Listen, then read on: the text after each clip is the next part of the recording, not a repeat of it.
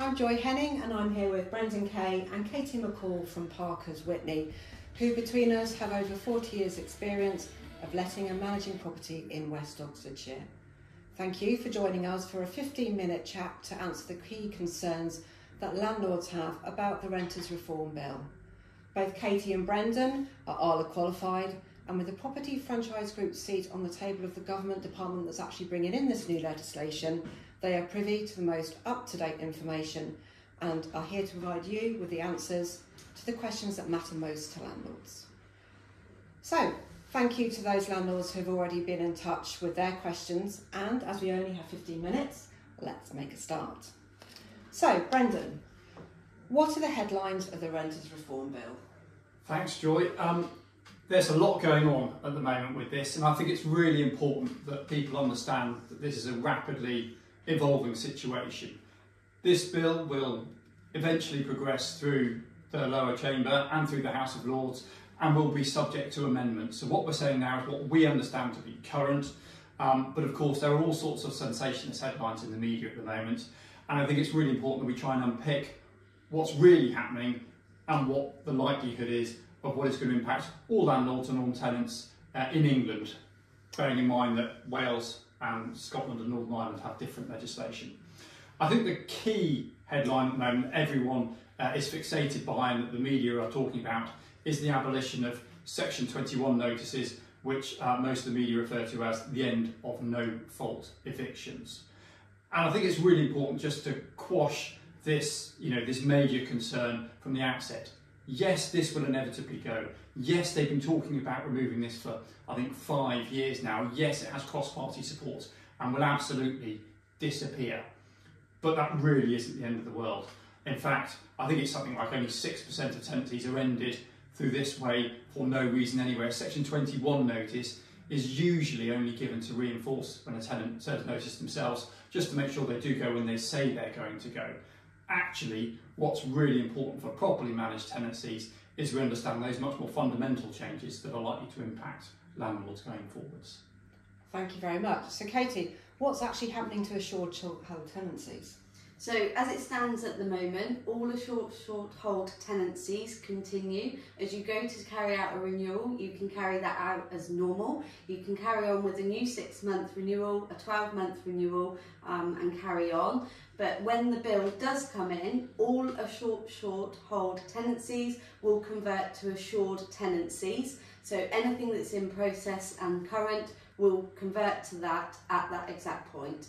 We will keep you up to date as and when this bill comes in, but as you are at the moment, you continue. So Katie, Section 21s are going. How's the landlord going to get their property back? So most of the reasons that you serve Section 21s are for rent arrears or nuisance behaviour, or in fact you need the property back either to sell or to live in yourself.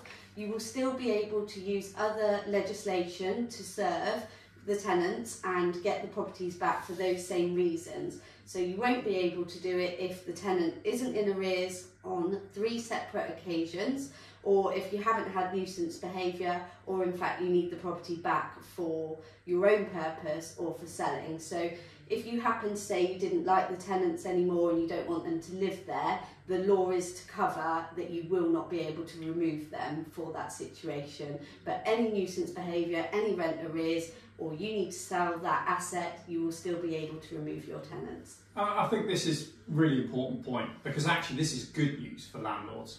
Really, what the proposed legislation is saying at the moment is that the bit of legislation Katie is referring to is called a Section 8 notice. And actually what they're talking about is strengthening that Section 8 notice and adding extra provisions. So in some ways, there are actually more ways that a landlord can obtain vacant possession moving forwards. It just means that it won't be through the Section 21 notice, which most people are familiar with, and will be by the existing Section 8 notice route, but with a few more provisions within that.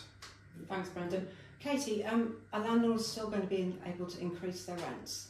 They will. There is a different notice that you can use called a Section 13, and you will still be able to do that. You will need to prove that at the time that you increased the rent, you increased it in line with market value rents, which is easily doable for a professional agent like ourselves. So that will still happen. And how often can you do that? once every 12 months, which is pretty standard in the world that we live in at the moment and the way that tenancies are ran. And that's another thing sorry to interject again, but that's another thing that really isn't changing. They're talking about changing it, but actually that's no different from now. It's a slightly different mechanism for achieving the same thing, but at the moment you can only put rents up once every 12 months. That is effectively no change, it's just a slightly different way in which a managing agent will deliver that process. Some tenants pay for their whole tenancies up front. How's the new legislation going to affect that? That's one of the areas that is slightly more nebulous at the moment within the sort of draft legislation that we've seen. The problem that we, or landlords, will face is that when you're paying up front, it is for a specified period of time. And one of the fundamental changes around the Renters Reform Act is, in fact, we're not looking at specific length of tenancies anymore. As Katie's already said, we're talking here about periodic tenancies. And so where it will become difficult is, of course, if a tenant pays up front for 12 months, but they then decide to leave, that money will all need to be reclaimed because they have the right to serve notice at a much earlier point within that process moving forwards. Thank you. Katie, there's a lot of news in the press about tenants having the right to have a pet. How's that going to change to what we have at the moment? So at the moment, tenants can request to have a pet, and most agents would add a pet premium on. Tenants that do request to have a pet, they tend to have pets that look after the property. They're not going to be young kittens that scratch the houses. They've got 5-week deposits tied into those tenancies and they can't afford to lose them. At the moment, you're able to say no. In the future, you will still be able to say no, but you'll need a very valid reason as to why. One of those reasons could possibly be that the landlord will be moving back in at the end of the tenancy and he is allergic to dogs, therefore he can't allow dogs in the property. One of the plus sides is that we will be able to ask tenants to have a pet insurance in place, so there'll be even more cover for landlords that do agree to pets being in the property. I think there are probably two things worth picking up on there. Another really obvious and valid reason for saying no to a pet is if the head lease precludes it. So most flats, for example, the head lease says no pets. Well, that's not within the landlord's gift to overturn that. That is a very easy and straightforward reason to say, unfortunately, pets are not suitable in this property.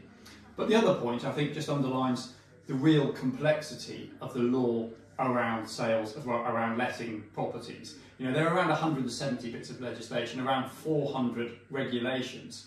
And in order to draft this legislation and enact it in law, it actually has to take those into account.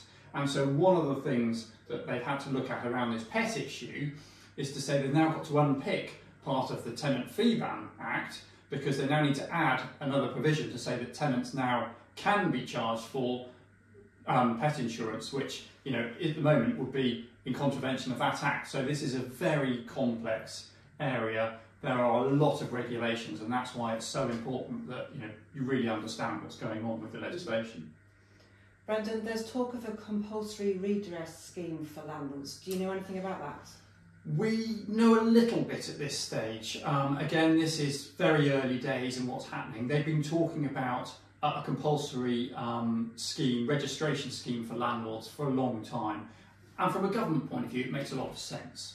What they're talking about here is a way to track that people are paying the appropriate taxes, but more importantly, to ensure that a safe home standard is being met. So, for example, they can use the same property reference number to check that an electrical check has been done, that a gas safety check has been done, that the energy performance certificate is in date and is at the right standard.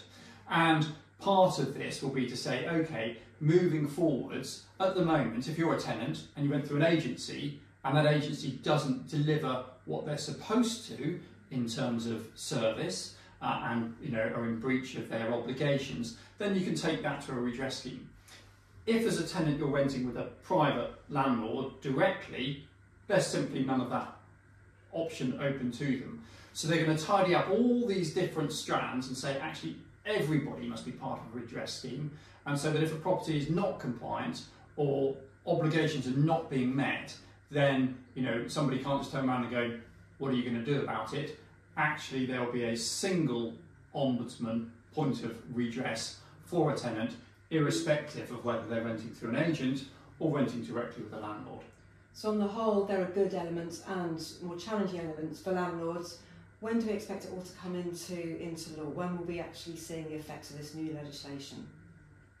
Katie, any idea? Well, it's going through Parliament at the moment. We are suggesting that it will be early to mid next year, but as things take time, it may get delayed. And as we've seen, we've not necessarily got the most politically stable environment in England at the moment. You know, we used to look at the Italians. I think now they're looking at us and laughing. So, you know, that will undoubtedly or potentially have a part to play. But I think what we are starting to see is that there will be a period where this changes what happens for new tenancies and for existing tenancies. And it's almost certain that once this comes into effect, this law, then that will impact all new tenancies from the date of inception, whereas there will be some sort of grandfathering rights for existing tenancies to move on to this new system. But you know, we've seen changes in recent legislation where that period is varied from 6 months to 36 months. And at this stage, we don't know what the rollout period will be for existing short hold tenancies. But as Katie said right at the outset, you know, they will all become assured tenancies at some point after the Act is passed. Thank you. Thank you, Brendan and Katie, for that really useful session. Some really good knowledge in this room, and thank you very much for that. These are very important changes, and I know they will affect lots of landlords, and you're probably going to have lots more questions.